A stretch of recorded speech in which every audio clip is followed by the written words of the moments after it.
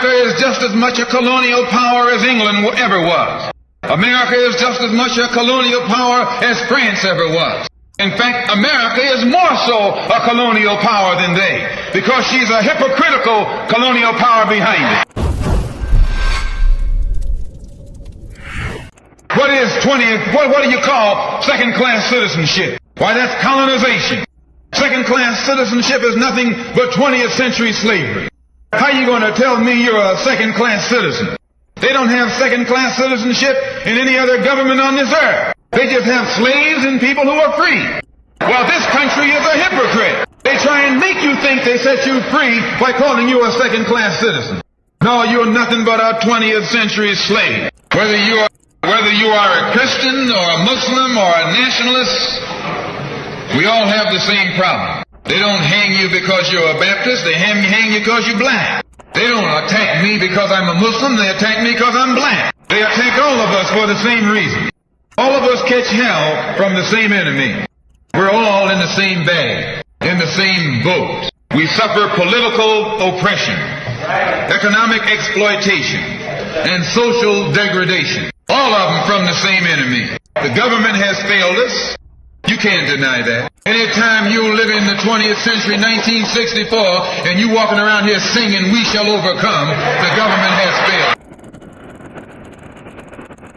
The economic philosophy of black nationalism only means that we have to become involved in a program of re-education to educate our people into the importance of knowing that when you spend your dollar out of the community in which you live, the community in which you spend your money becomes richer and richer. The community out of which you take your money becomes poorer and poorer. And because these Negroes who have been misled, misguided, are breaking their necks to take their money and spend it with the man is becoming richer and richer, and you're becoming poorer and poorer. And then what happens? The community in which you live becomes a slum. It becomes a ghetto. The conditions become run down. And then you have the audacity to complain about poor housing in a rundown community. Why, you run it down yourself when you take it down. They told us freedom was coming. They lied. They told us to wait, to sing, to vote, and to be patient. But in 1964, Malcolm X stood before Black America and said something that shook the entire system. This is the year of the ballot, or the bullet. This wasn't just another speech. It was a warning, a wake-up call, and a mirror held up to a nation built on broken promises and black suffering. Malcolm exposed how religion was used to divide us, how politics was used to deceive us, and how integration became a trap instead of liberation. He spoke directly to black people, not as Democrats, not as Republicans, but as victims of a system that never intended to free us. This message wasn't polite, it wasn't comfortable, and it wasn't meant to be. Because Malcolm wasn't asking for acceptance, he was demanding power, political power, economic power, and mental freedom. While you watch, understand this. What Malcolm warned us about in 1964 is still happening today. Mr. Moderator, Reverend Clee, brothers and sisters, and friends, and I see some enemies.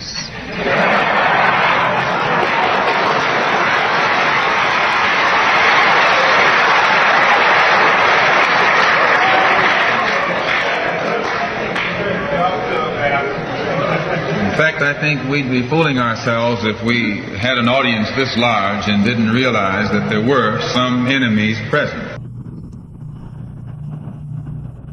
This afternoon, we want to talk about the ballot or the bullet. The ballot or the bullet explains itself. But before we get into it, since this is the year of the ballot or the bullet, I would like to clarify some things that refer to me personally concerning my own personal position.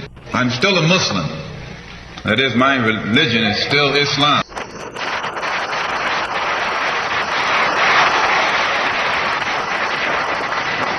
My religion is still Islam. I still credit Mr. Muhammad for what I know and what I am. He's the one who opened my eyes.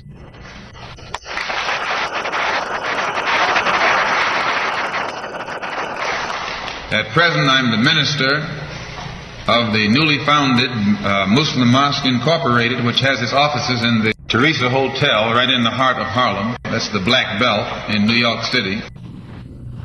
And when we realize that Adam Clayton Powell is a Christian minister, he has the Abyssinia Baptist Church, but at the same time he's more famous for his political struggling. And Dr. King is a Christian minister from Atlanta, Georgia, but he's become more famous for being involved in the civil rights struggle. There's another in New York, Reverend Galamison. I don't know if you've heard of him out here.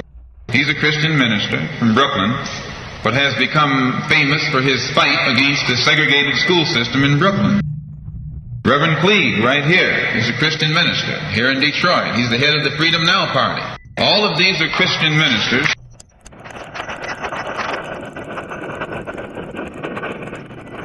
All of these are Christian ministers, but they don't come to us as Christian ministers. They come to us as fighters in some other category. I'm a Muslim minister. The same as they are Christian ministers, I'm a Muslim minister. And I don't believe in fighting today in any one front, but on all fronts.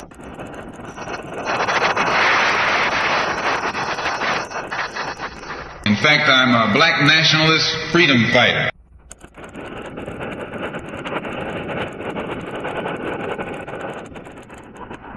Islam is my religion, but I believe my religion is my personal business.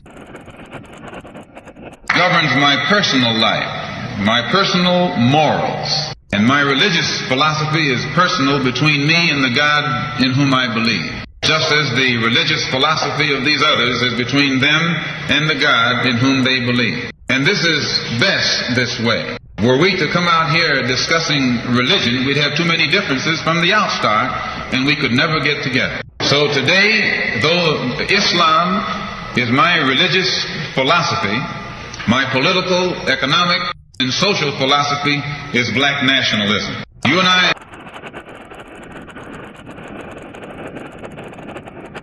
As I say, if we bring up religion, we'll have differences, we'll have arguments, we'll never be able to get together.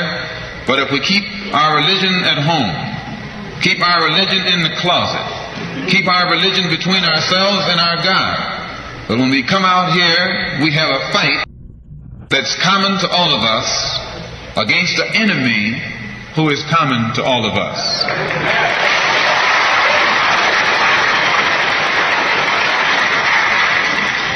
The political philosophy of black nationalism only means that the black man should control the politics and the politicians in his own community.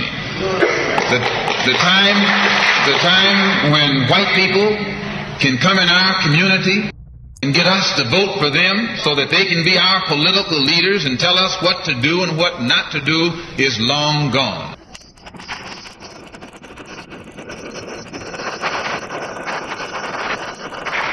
By the same token, the time when that same white man, knowing that your eyes are too far open, can send another Negro into the community, get you and me to support him so he can use him to lead us astray, those days are long gone.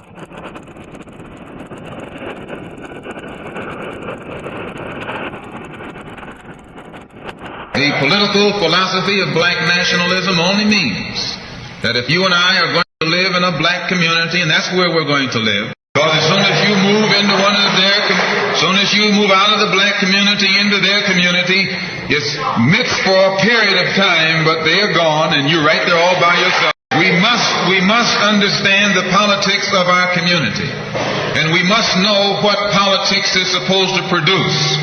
We must know what part politics play in our lives. And until we become politically mature, we will always be misled, led astray, or deceived or maneuvered into supporting someone politically who doesn't have the good of our community at heart. So the political philosophy of black nationalism only means that we will have to carry on a political program of re-education to open our people's eyes, make us become more politically conscious, politically mature. And then we will, whenever we get ready to cast our ballot, that ballot will be cast for a man of the community who has the good of the community at heart. The economic philosophy of black nationalism only means that we should own and operate and control the economy of our community. You would never find, you can't open up a black store in a white community. White man won't even patronize you. And he's not wrong. He got sense enough to look out for himself. And you who don't have sense enough to look out for yourself. The white man is too intelligent to let someone else come and gain control of the economy of his community. But you will let anybody come in and control the economy of your community. Control the housing, control the education, control the jobs, control the businesses under the pretext that you want to integrate. No, you're out of your mind. The economic philosophy of black nationalism only means that we have to become involved in a program of re-education to educate our people into the importance of knowing that when you spend your dollar out of the community in which you live, the community in which you spend your money becomes richer and richer. The community out of which you take your money becomes poorer and poorer. And because these Negroes who have been misled, misguided, are breaking their necks to take their money and spend it with the man is becoming richer and richer, and you're becoming poorer and poorer. And then what happens? The community in which you live becomes a slum. It becomes a ghetto. The conditions become run down. And then you have the audacity to complain about poor housing in a rundown community. Why, you run it down yourself when you take your dollar. And you and I are in a double trap, because not only do we lose by taking our money someplace else and spending it, when we try and spend it in our own community, we're trapped because we haven't had sense enough to set up stores and control the businesses of our community. The man who's controlling the stores in our community is a man who doesn't look like we do. He's a man who doesn't even live in the community. So you and I, even when we try and spend our money in the block where we live or the area where we live, we're spending it with a man who, when the sun goes down, takes that basket full of money in another part of the town. So we're trapped, double trapped, triple trapped. Anywhere we go, we find that we're trapped. And every kind of solution that someone comes up with is just another trap. But the political and economic philosophy of black nationalism, the economic philosophy of black nationalism shows our people the importance of setting up these little stores and developing them and expanding them into larger operations. Woolworth didn't start out big like they are today. They started out with a dime store and expanded and expanded and expanded until today they're all over the country and all over the world, and they're getting some of everybody's money. Now, this is what you and I in General Motors, the same way, didn't start out like it is. It started out just a little rat race type operation. And it expanded until today it's where it is right now. And you and I have to make a start. And the best place to start is right in the community where we live. Malcolm X makes something very clear from the beginning. This struggle was never about religion. And that distinction matters. Because for too long, black people were divided by labels. Christian, Muslim, Baptist, nationalist, or even activist. Malcolm cuts through all of that and brings the focus back to one undeniable truth. We are all black and we all face the same enemy. He explains that his religion is personal, just like the religion of Dr. King, Adam Clayton Powell, and other leaders of the time. But when they step into the public arena, they don't come as churchmen. They come as fighters for black liberation. And that's the point Malcolm is driving home. Religion stays at home while the fight comes with us. Because the enemy doesn't ask what church you attend before he oppresses you. He doesn't ask whether you're Muslim or Christian before denying you jobs, housing, safety, or dignity. You are targeted for one reason, because you are black. This is where Malcolm introduces black nationalism, not as hate, but as self-respect. He defines it simply: black people controlling the politics, the economy, and the direction of their own communities. No more outsiders coming in, asking for our votes, then disappearing once they get power. No more being led by people who don't live where we live, don't suffer what we suffer, and don't care about our future. Malcolm warns that as long as we remain politically immature, we will always be manipulated. voting against our own interests, supporting leaders who exploit us, and celebrating symbolic victories while our communities decay. Political awareness, he says, is not optional. It is crucial for our survival. And this is what makes his message dangerous to the system.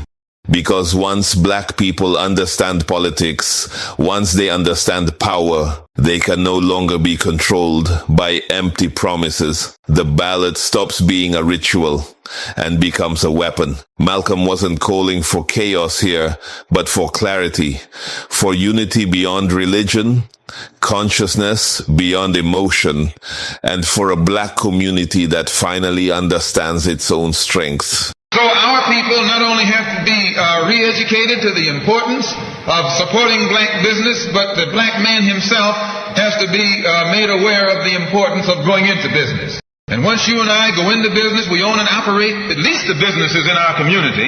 What we will be doing is developing a situation wherein we will actually be able to create employment for the people in the community. And once you can create some employment in the community where you live, it will eliminate the necessity of you and me having to act ignorantly and disgracefully, boycotting and picketing some cracker someplace else, trying to beg him for a job. Anytime you have to rely upon your enemy for a job, you're in bad shape. And he is your enemy, anytime you wouldn't be in this country if some enemy hadn't kidnapped you and brought you here. On the other hand, some of you think you came here on the Mayflower. So as you can see, brothers and sisters, today, this afternoon, it's not our intention to discuss religion. We're going to forget religion.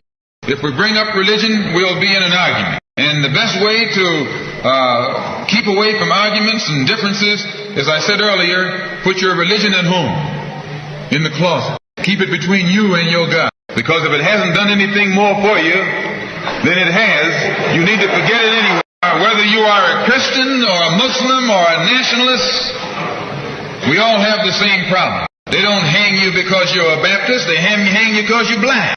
They don't attack me because I'm a Muslim, they attack me because I'm black. They attack all of us for the same reason.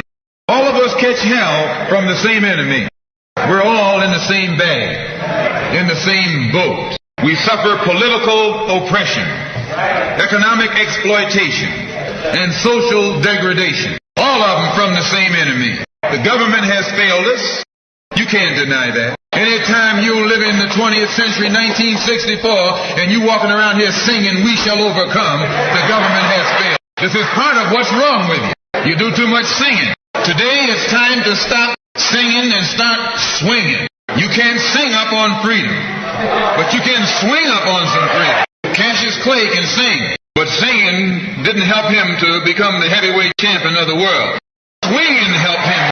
This government has failed us. Government itself has failed us. And the white liberals who have been posing as our friends have failed us. And once we see that all these other sources to which we've turned have failed, we stop turning to them and turn to ourselves. We need a self-help program. A do-it-yourself philosophy. Do it right now philosophy. It's already too late philosophy. This is what you and I need to get with. And the only way we're going to solve our problem is with a self-help program. Before we can get a self-help program started, we have to have a self-help philosophy. Black nationalism is a self-help philosophy. What's so good about it, you can stay right in the church where you are and still take black nationalism as your philosophy. You can stay in any kind of civic organization that you belong to and still take black nationalism as your philosophy. You can be an atheist and still take black nationalism as your philosophy. This is a philosophy that eliminates the necessity for division and argument. Because if you're black, you should be thinking black. And if you're black and you're not thinking black at this late date, well, I'm sorry for you. Once you change your philosophy, you change your thought pattern. Once you change your thought pattern, you change your attitude. Once you change your attitude, it changes your behavior pattern. And then you go on into some action. As long as you got a sit-down philosophy, you'll have a sit-down thought pattern. And as long as you think that old sit-down thought, you'll be in some kind of sit-down action. They'll have you sitting in everywhere. It's not so good to refer to what you're going to do as a sit-in. That right there castrates you. Right there it brings you down. What goes with it? Think of the image of someone sitting. An old woman can sit. An old man can sit. A chump can sit. A coward can sit. Anything can sit. Well, you and I have been sitting long enough, and it's time today for us to start doing some standing and some fighting back there. When we look at other parts of this earth upon which we live, we find that black, brown, red, and yellow people in Africa and Asia are getting their independence. They're not getting it by singing, "We shall overcome." No, they're getting it through nationalism. It is nationalism that brought about the independence of the people in Asia. Every nation in Asia gained its independence through the philosophy of nationalism. Every nation on the African continent that has gotten its independence brought it about through the philosophy of nationalism. And it will take black nationalism that to bring about the freedom of 22 million Afro-Americans here in this country where we have suffered colonialism for the past 400 years. America is just as much a colonial power as England ever was. America is just as much a colonial power as France ever was. In fact, America is more so a colonial power than they, because she's a hypocritical colonial power behind it. What do you call second-class citizenship? Why, that's colonization. Second-class citizenship is nothing but 20th century slavery. How are you going to tell me you're a second-class citizen? They don't have second-class citizenship in any other government on this earth. They just have slaves and people who are free. Well, this country is a hypocrite. They try and make you think they set you free by calling you a second-class citizen.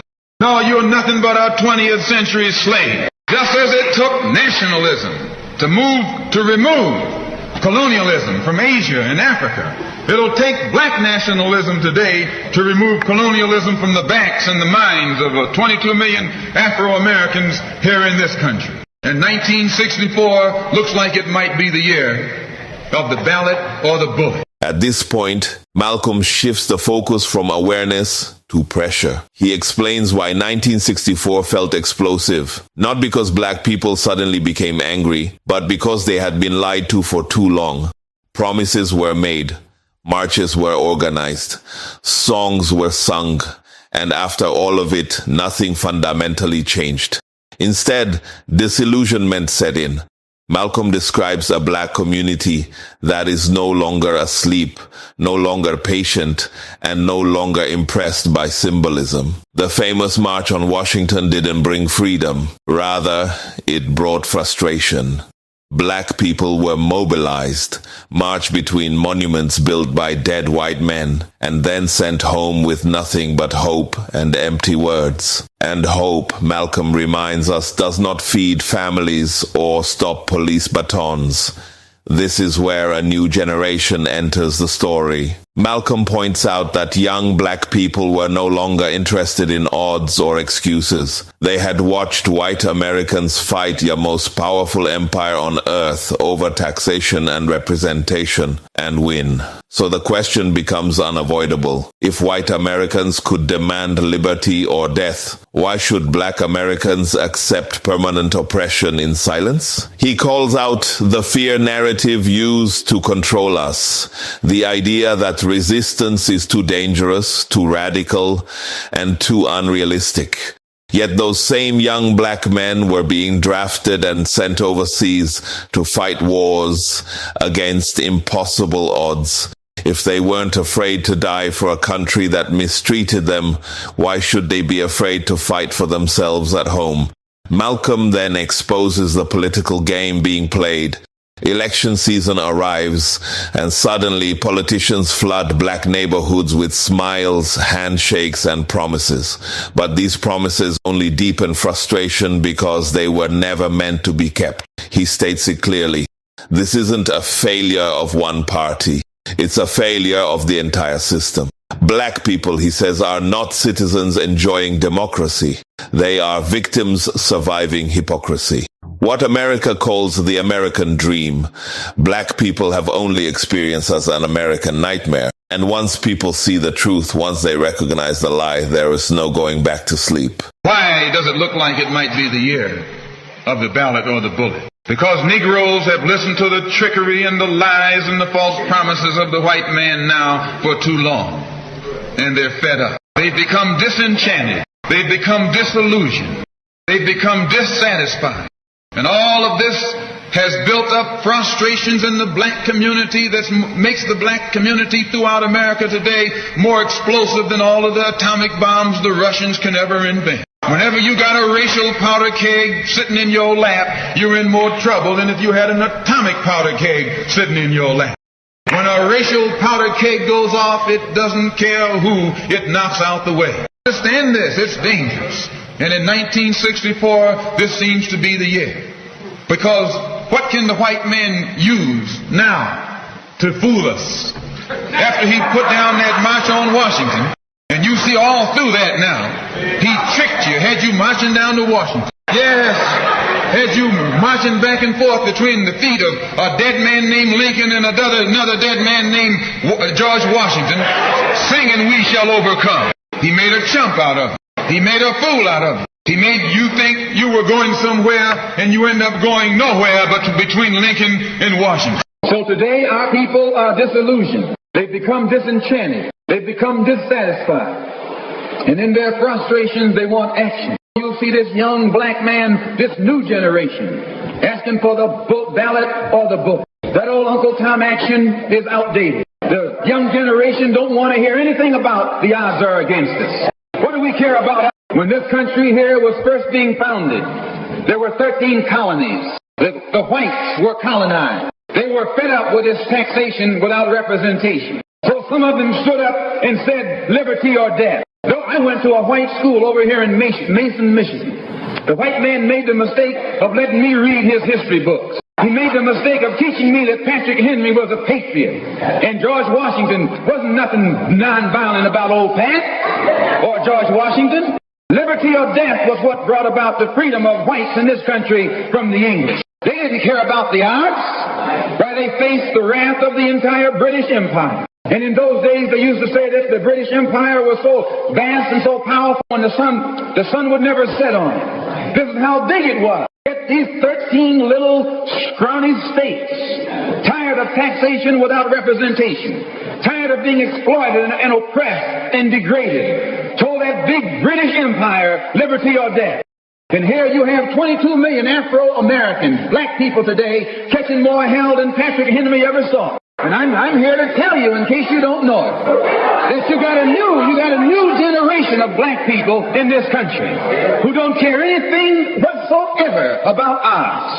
They don't want to hear you old Uncle Tom handkerchief heads talking about the odds. This is a new generation. If they're going to draft these young black men and send them over to Korea or South Vietnam to face 800 million Chinese, you're not afraid of those odds, you shouldn't be afraid of these odds. Why does this loom to be such an explosive political year? Because this is the year of politics. This is the year when all of the white politicians are going to come into the Negro community. You never see them until election time. You can't blame them until election time. They're going to come in with false promises. And as they make these false promises, they're going to feed our frustrations. And this will only serve to make matters worse. I'm no politician. I'm not even a student of politics. I'm not a Republican, nor a Democrat, nor an American, and got sense enough to know it. I'm one of the 22 million black victims of the Democrats, one of the 22 million black victims of the Republicans, and one of the 22 million black victims of Americanism. And when I speak, I don't speak as a Democrat or a Republican. I speak as a victim of America's so-called democracy. You and I have never seen democracy. All we've seen is hypocrisy. When we open our eyes today and look around America, we see America not through the eyes of someone who has enjoyed the fruits of Americanism. We see America through the eyes of someone who has been the victim of Americanism. We don't see any American dream. We've experienced only the American nightmare. We haven't benefited from America's democracy. We've only suffered from America's hypocrisy. And the generation that's coming up now can see it and are not afraid to say it. If you go to jail, so what? If you're black, you were born in jail. If you're black, you were born in jail. In the North as well as the South. Stop talking about the South. As long as you're south of the Canadian border, you're south. Don't call Governor Wallace a Dixie governor. Romney is a Dixie governor. 22 million black victims of Americanism are waking up, and they're gaining a new political consciousness, becoming politically mature. And as they develop this political maturity, they're able to see the recent trends in these political elections. They see that the whites are so evenly divided that every time they vote, the race is so close, they have to go back and count the votes all over again. And which means that any bloc, any minority that has a block of votes that stick together is in a strategic position. Either way you go, that's who gets it. You're in a position to determine who go to the White House and who stay in the doghouse. You're the one who has that power.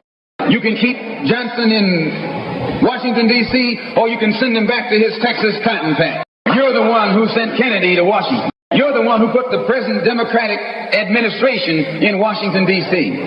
The whites were evenly divided. It was the fact that you threw 80% of your votes behind the Democrats that put the Democrats in the White House. When you see this, you can see that the Negro vote is the key factor. And despite the fact that you are in a position to be the determining factor, what do you get out of it? The Democrats have been in Washington, D.C. only because of the Negro vote. They've been down there 4 years.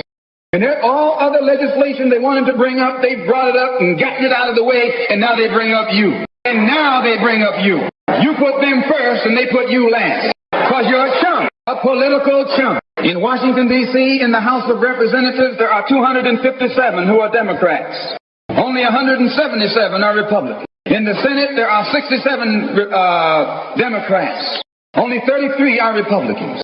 The party that you back controls 2/3 of the House of Representatives and the Senate, and still they can't keep their promise to you because you're a chump. Anytime you throw your weight behind a political party that controls 2/3 of the government, and that party can't keep the promise that it made to you during election time, and you're dumb enough to walk around continuing to identify yourself with that party, you're not only a chump, but you're a traitor to your race. And what kind of alibi do they come up with? They try and pass the buck to the Dixiecrats. Now, back during the days when you were blind, deaf, and dumb, ignorant, politically immature, naturally you went along with that. But today, as your eyes come open and you develop political maturity, you're able to see and think for yourself. And you can see that a Dixiecrat is nothing but a Democrat in disguise. Now, Malcolm X pulls the curtain all the way back on American politics. He exposes the structure of power, not as democracy, but as organized deception.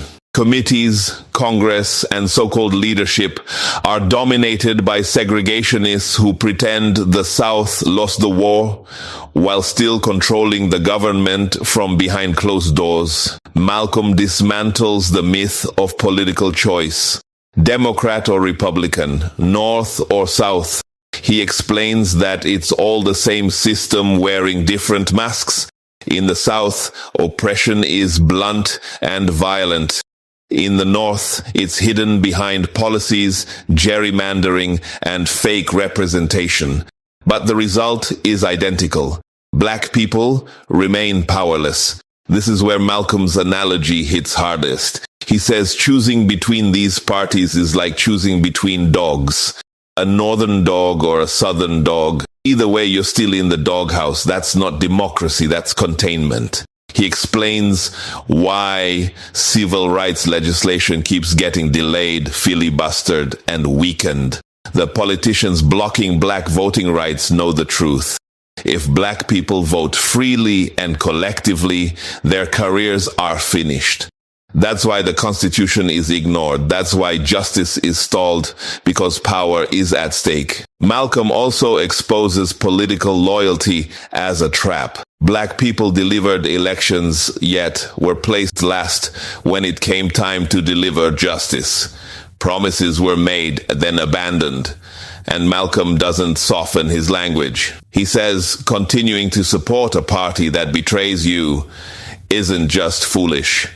It's a betrayal of your people. This is the core of Malcolm's message here. Political maturity, understanding power, understanding leverage, and understanding that numbers mean nothing without unity and strategy. Once black people recognize their collective power, the system panics. Because a politically conscious black community cannot be ignored, managed, or deceived. And that realization is exactly what the system fears most. You look at the structure of the government that controls this country. It's controlled by 16 senatorial committees and 20 congressional committees. Of the 16 senatorial committees that run the government, 10 of them are in the hands of Southern segregationists. Of the 20 congressional committees that run the government, 12 of them are in the hands of Southern segregationists. And they're going to tell you and me that the South lost the war.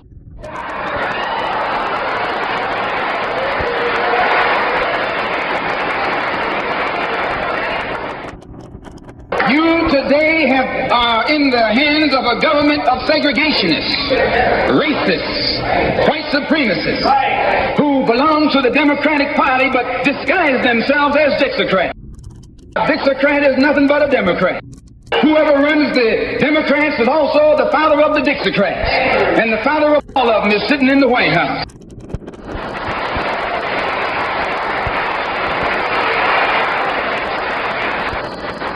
I say, and I say it again, you got a president who's nothing but a Southern segregationist.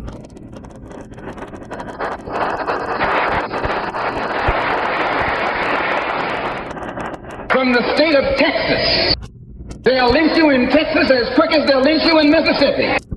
Only in Texas they lynch you with a Texas accent. In Mississippi they lynch you with a Mississippi accent.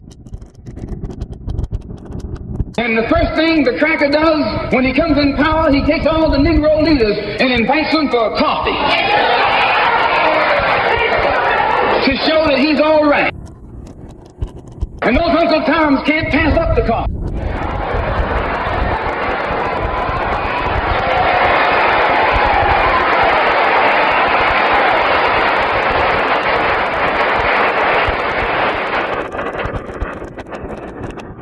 They come away from the coffee table telling you and me that this man is all right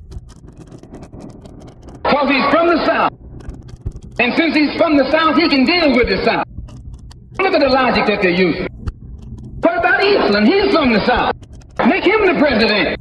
If Johnson is a good man because he's from Texas, and being from Texas will enable, if Johnson is a good man because he's from Texas, and being from Texas will enable him to deal with the South, Eastland can deal with the South better than Johnson.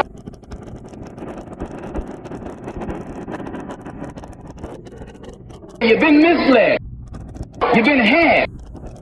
You've been took.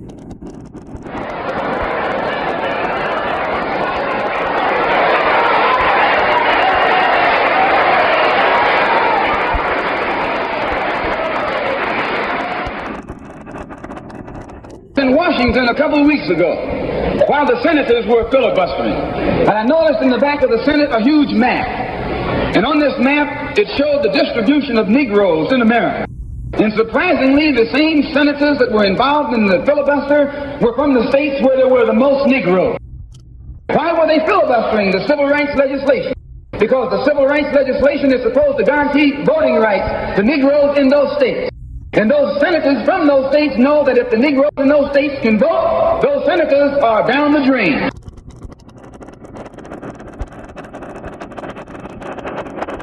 The representatives of those states go down the drain. And in the Constitution of this country, it has a stipulation wherein whenever the rights, the voting rights of people in a certain district are violated, then the representative who's from that particular district, according to the Constitution, is supposed to be expelled from the Congress. Now, if this particular aspect of the Constitution was enforced, why, you wouldn't have a cracker in Washington, D.C.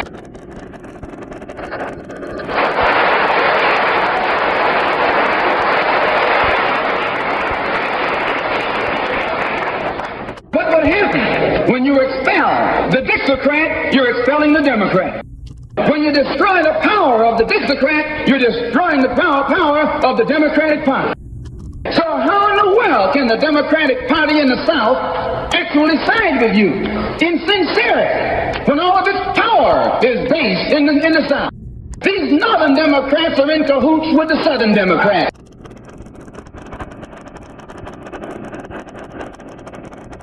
They're playing a giant con game, a political con game. You know how it goes. One of them comes to you and make believe he's for you. And he's in cahoots with the other one that's not for you. Why? Because neither one of them is for you. But they got to make you go with one of them or the other. So this is a con game. What they've been doing with you and me all these years. First thing Johnson got off the plane when he became president, he asked, "Where's Dickie?" You know who Dickie is? Dickie is old Southern cracker Richard Russell. Yes. Lyndon B. Johnson's best friend is the one who is ahead, who's heading the forces that are filibustering civil rights legislation. You tell me, how in the hell is he going to be Johnson's best friend?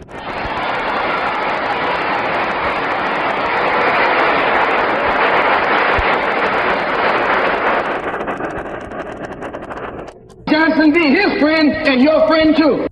No, that man is too tricky. Especially if his friend is still old Dickie.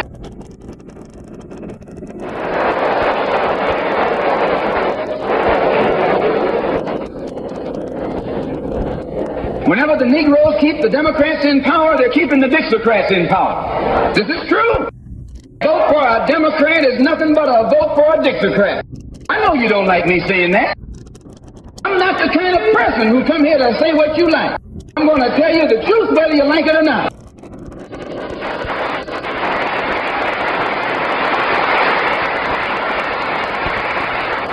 Here in the North, you have the same thing. The Democratic Party don't do it. They don't do it that way. They got a thing that they call gerrymandering. They maneuver you out of power. Even though you can vote, they fix it so you're voting for nobody. They got you going and coming. In the South, they're outright political wolves. In the North, they're political foxes. A fox and a wolf are both canine. Both belong to the dog family.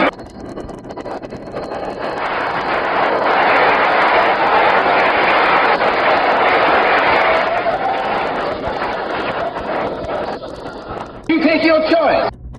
You're going to choose a northern dog or a southern dog. Because either dog you choose, I guarantee you, you'll still be in the doghouse.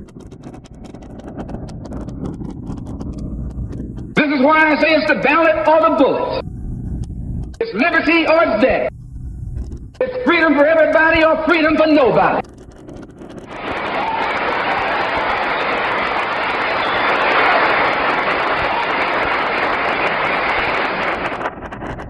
America today finds herself in a unique situation. Historically, revolutions are bloody. Oh, yes, they are. They have never had a bloodless revolution or a nonviolent revolution. That don't happen even in Hollywood.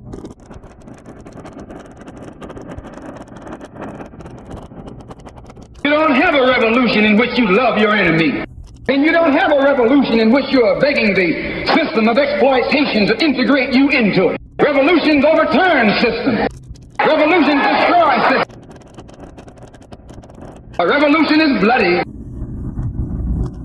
But America is in a unique position. She's the only country in history in a position to become involved in a bloodless revolution. The Russian Revolution was bloody. Chinese Revolution was bloody. French Revolution was bloody. Cuban Revolution was bloody. And there was nothing more bloody than the American Revolution. But today, this country can become involved in a revolution that won't take bloodshed. All she's got to do is give the black man in this country everything that's doing. Everything. I hope that the white man can see this. Because if you don't see it, you're finished. If you don't see it, you're going to become involved in some action in which you don't have a chance. We don't care anything about your atomic bomb. It's useless. Because other countries have atomic bombs. When 2 or 3 different countries have atomic bombs, nobody can use it. So it means that the white man today is without a weapon. If you want some action, you got to come on down to earth. And there's more black people on earth. By this point in Malcolm's speech, he strips away every illusion Black America has been taught to believe about power, war, and fear. He exposes a hard truth the world already understands. The age of Western dominance through brute force is fading. Malcolm points our attention beyond America to Africa and Asia, where so-called poor and underdeveloped people defeated the most powerful empires on earth, not with nuclear weapons or advanced technology, but with belief, unity, and resistance. He makes it clear, the white power structure only looks strong from a distance. On the ground, face to face, it has been beaten over and over again. And this is where Malcolm flips the psychological script. He reminds us that fear has always been the system's greatest weapon. Fear of jail, fear of violence, and fear of standing up. But what is there to fear, he asks, when you were born into oppression? When your life has already been restricted, controlled, and undervalued from the moment you entered this country.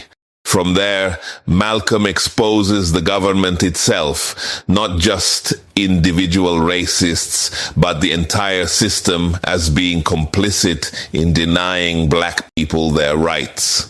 Filibusters, delays, legal tricks, and political games weren't a coincidence. There were strategies. And once a government actively conspires to deny a people their humanity, Malcolm argues, it loses all moral authority. This is why he makes one of his most radical moves, shifting the struggle from civil rights to human rights. Civil rights keep the fight inside America's courts. Courts controlled by the same system causing the harm. Human rights take the issue to the world stage, exposing America's hypocrisy before the entire globe. Malcolm's message here can't be mistaken. You don't beg your oppressor for justice. You expose them, and you unite, and you reclaim your power, mentally, politically, and globally. This wasn't reckless talk, it was a strategic truth, and that's why it still provokes the system today.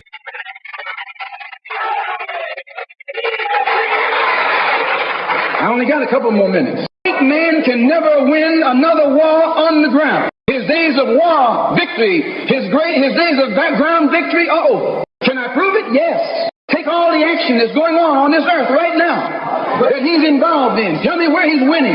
Nowhere. Why, some rice eaters ran him out of Korea. Yes, they ran him out of Korea. Rice eaters with nothing but gym shoes and a rifle and a bowl of rice took him and his tanks and his napalm and all that other action he's supposed to have and ran him across the Yalu. Why? Because the day that he can win on the ground is past. Up in French Indochina, those little peasants, rice growers, the might of the French army, and ran all the Frenchmen. You remember Dien Bien Phu? The same thing happened in Algeria, in Africa. They didn't have anything but a rifle. The French had all these highly mechanized instruments of warfare, but they put some guerrilla action on. And a white man can't fight a guerrilla warfare. Guerrilla action takes heart, takes nerve, and he doesn't have that. He's brave when he's got tanks. He's brave when he's got planes. He's brave when he's got bombs. He's brave when he got a whole lot of company along with him. But you take that little man from Africa and Asia, turn him loose in the woods with a blade. That's all he needs. All he needs is a blade. And when the sun comes down, goes down, and it's dark, it's even Steven. So it's the ballot or the bullet. Today our people can see that we're faced with a government conspiracy. This government has failed us. The senators who are filibustering concerning your and my rights, that's the government. Don't say it's Southern senators. This is the government. This is the government filibuster. It's not a segregationist filibuster. It's a government filibuster. Any kind of activity takes place on the floor of the Congress or the Senate, that's the government. Any kind of dilly-dallying, that's the government. Any kind of pussyfooting, that's the government. Any kind of act that's designed to delay or deprive you and me right now of getting full rights, that's the government, that's responsible. And anytime you find the government involved in a conspiracy to violate the citizenship or the civil rights of a people, then you are wasting your time going to that government expecting redress. Instead, you have to take that government to the world court and accuse it of genocide and all of the other crimes that it is guilty of today. For those of us whose political and economic and social philosophy is black nationalism have become involved in the civil rights struggle. We have injected ourselves into the civil rights struggle, and we intend to expand it from the level of civil rights to the level of human rights. As long as you fight it on the level of civil rights, you're under Uncle Sam's jurisdiction. You're going to his court expecting him to correct the problem. He created the problem. He's the criminal.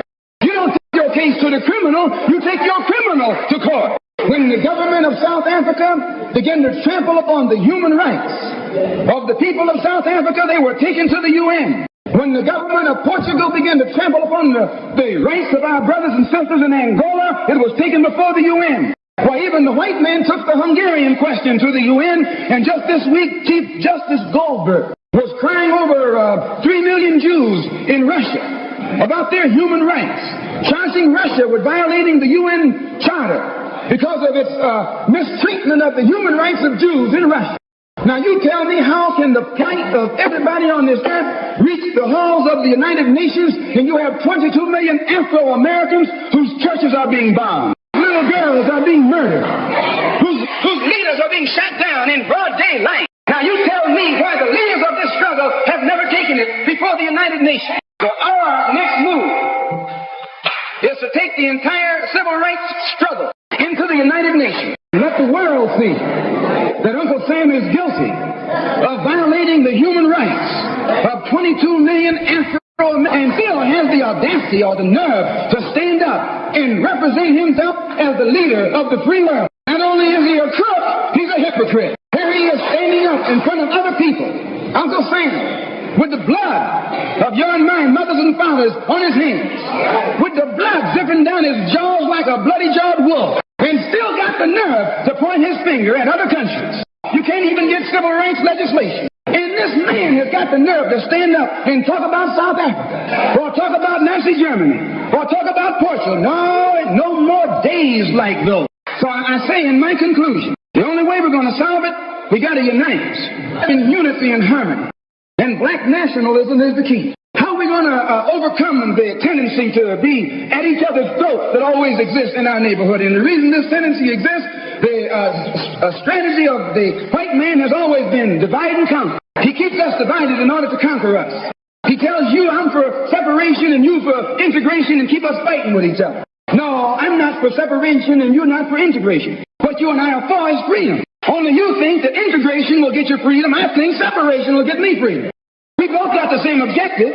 We just got different ways of getting at it. I studied this man, Billy Graham, who preaches white nationalism. That's what he preaches. I say that's what he preaches. The whole church structure in this country is white nationalism. You go inside a white church, that's what they're preaching, white nationalism.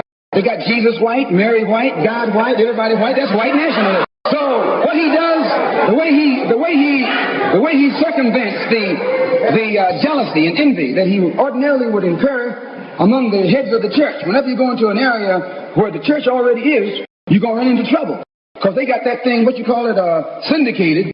They got a syndicate just like the racketeers have. I'm going to say what's on my mind, because the preachers already proved to you that they got a syndicate. And when you're out in the rackets, whenever you're getting in another man's territory, they gang up on you. And that's the same way with you. You run into the same thing. So how Billy Graham gets around that, instead of going into somebody else's territory like he's going to start a new church, he doesn't try and start a church. He just goes in preaching Christ. And he says, everybody who believes in him, you go wherever you find him. So this helps all the churches, and so since it helps all the churches, they don't fight him. We're going to do the same thing, only our gospel is black nationalism.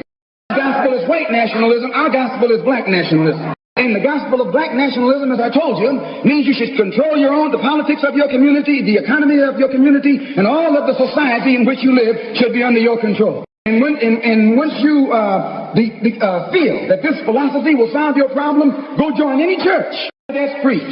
Don't join a church where white nationalism is preached. Now you can go to a Negro church and be exposed to white nationalism. But when you walk in a Negro church and a white Mary and some white angels, that Negro church is preaching white nationalism. But when you go to a church and you see the pastor of that church with a philosophy and a program that's designed to bring black people together and elevate black people, join that church. Join that church. If you see where the NAACP is preaching and practicing that which is designed to make black nationalism materialize, join NAACP. Join any kind of organization, civic, religious, fraternal, political, or otherwise, that's based on lifting the black man up and making him master of his own community. It'll be the ballot, or it'll be the book. It'll be liberty, or it'll be death. And if you're not ready to pay that price, don't use the word freedom in your vocabulary. One more thing. I was on a program in Illinois recently with Senator Paul Douglas, a so-called liberal, so-called Democrat, so-called white man. At which time he told me that our African brothers were not interested in us in Africa. He says the Africans aren't interested in the American Negro. I knew he was lying. But during the next 2 or 3 weeks, it's my intention and plan to make a tour of our African homeland. And I hope that when I come back, I'll be able to come back and let you know how our African brothers and sisters feel toward us. And I know before I go there that they love us. We're one. We're the same. The same man who has colonized them all these years colonized you and me too all these years. And all we have to do now is wake up and work in unity and harmony, and the battle will be over. I want to thank the Freedom Now Party and the Goal. I want to thank Milton and Richard Henry for inviting me here this afternoon, and also Reverend Clegg. And I want them to know that anything that I can ever do at any time to work with anybody in any kind of program that is sincerely designed to eliminate the political, the economic, and the social evils that confront all of our people in Detroit and elsewhere, all they got to do is give me a telephone call and I'll be on the next jet right on into the city. As Malcolm concludes his speech, his message becomes sharper, global, and unavoidable. He connects the black struggle in America to the liberation movements across Africa, Asia, and the colonized world. What's happening to black people in the United States, he explains, is not a civil rights issue. It is colonialism. And colonialism anywhere on earth has only ever ended one way, through unity and resistance. Malcolm exposes how America presents itself as the leader of the free world while denying freedom to 22 million black people at home. Churches are bombed, children are murdered, and leaders are assassinated. Yet this same government lectures other nations about human rights. Malcolm calls this hypocrisy what it truly is, a criminal behavior. That is why he argues the fight must be elevated from civil rights to human rights. Civil rights keep the struggle trapped inside America's legal system, the very system responsible for the oppression. Human rights take the case to the world stage, where America can no longer hide behind patriotic slogans and fake democracy. Malcolm makes it clear, no government that conspires against its own people will ever willingly free them. Waiting is not a strategy, begging is not a solution, and trusting your oppressor to correct himself is a dangerous illusion. His final appeal is not about revenge, it's about unity. Black nationalism, as Malcolm defines it, is not about separation for the sake of hatred. It is about black people controlling their own communities, their own resources, and their own destiny. Different paths, but same goal, freedom. And if freedom is not the objective, then the word itself means nothing. Malcolm X's speech on the ballot, or the bullet, is not just one frozen in history. It is a diagnosis of a system that still functions today. Every warning he gave, every deception he exposed, and every strategy he outlined still echoes in the black experience across the world. He challenged us to think beyond party loyalty, beyond religious divisions and symbolic victories. Malcolm demanded that black people recognize their collective power, political power, economic power, and mental power, and use it strategically. Because without unity, there is no leverage, and without leverage, there is no justice. And without justice, there can be no peace. This message wasn't meant to be comfortable. It was meant to be transformational. And the most dangerous thing about Malcolm X wasn't his anger, it was his clarity. If this message resonated with you, it's because the truth still hits hard. Make sure you like this video to keep these conversations alive. Subscribe to the channel for more raw, unfiltered black history and revolutionary insight that schools never taught you. And most importantly, share this video so this message reaches those who need to hear it. Because the question Malcolm asked in 1964 still stands today. Will we choose the ballot, or will the system force something far more dangerous? Stay conscious, stay powerful.